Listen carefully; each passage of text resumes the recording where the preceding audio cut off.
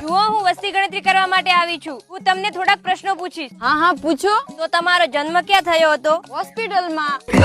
અરે મારો મતલબ એવો છે કે કયા ગામમાં થયો હતો? અરે મારો જન્મ ગામમાં નહીં શહેરમાં થયો હતો. ઓ, આનો મતલબ એમ છે કે તમે શહેરમાં રહો છો? ના, હું તો નાનપણથી ગામમાં જ રહું છું.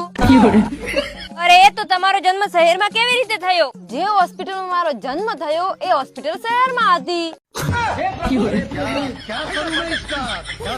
ઓકે, એ બતાવો કે તમારા ઘરમાં કેટલા સભ્યો છે? 5. ઓકે, ઠીક છે, 5 સભ્ય લખી દઉં છું. પણ કાલે 4 થઈ જશે.